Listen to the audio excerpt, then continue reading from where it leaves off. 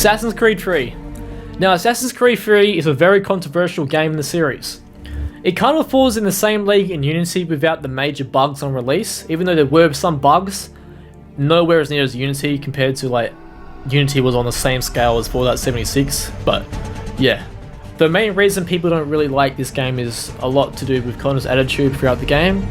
The setting has some great locations, but they were really bland locations like the New York and Boston cities. The frontier isn't exactly what I spent, but I spent hours of time just hunting rabbits and deers. Throughout the night, in the rain, and the storm, it was actually a pretty good experience for me when I was 12. The game starts off with Haytham Kenway, who is one of the best things about this game. It follows his journey to North America and then how he established a Templar control and presence there. Although after you play as Connor, many people thought the game went down after. I personally thought Connor was an average main character, but had some really good moments. Some bad things about this game is that it felt unfinished in a sense, or that it was missing something.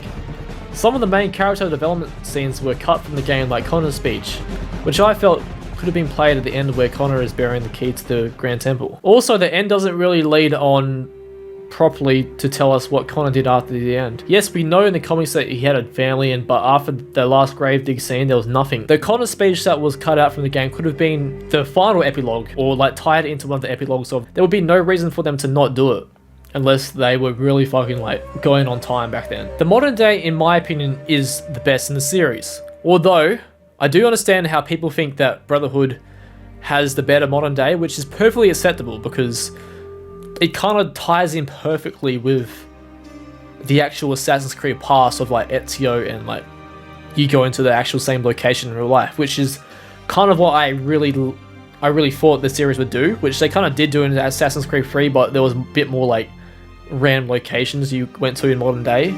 But also, we'll talk about Brotherhood later. Although the gameplay of Desmond's skills is just a copy and paste of Connor's, Ubisoft really showed us hints of what potentially a modern day Assassin's Creed game would be like.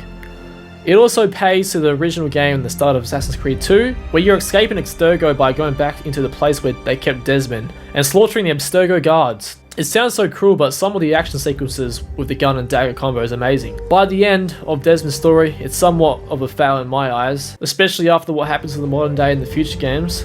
He just dies by putting his hand on the pedestal, which back in 2012, I felt extremely disappointed to see all the potential of the bleeding effect training Desmond had throughout the series.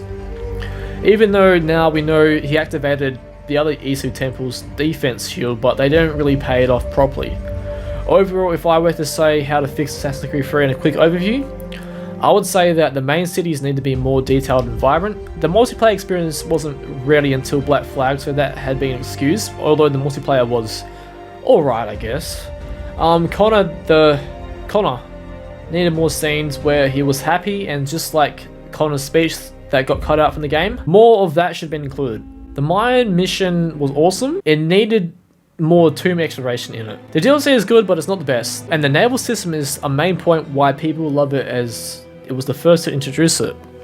Overall, I never hated this game, but I don't think it's the perfect Assassin's Creed. AC3 has a very special place in my heart as a child because it was the first game I pre-ordered. I got the big box combo for the Assassin's Creed 3, which came with like the collectible and stuff. And I was really into Assassin's Creed 3, definitely after Revelations back then. I waited so much for this game. And I don't know, I kind of did force myself to like it when I was young, but now I'm older and I kind of see the problems it had, so yeah.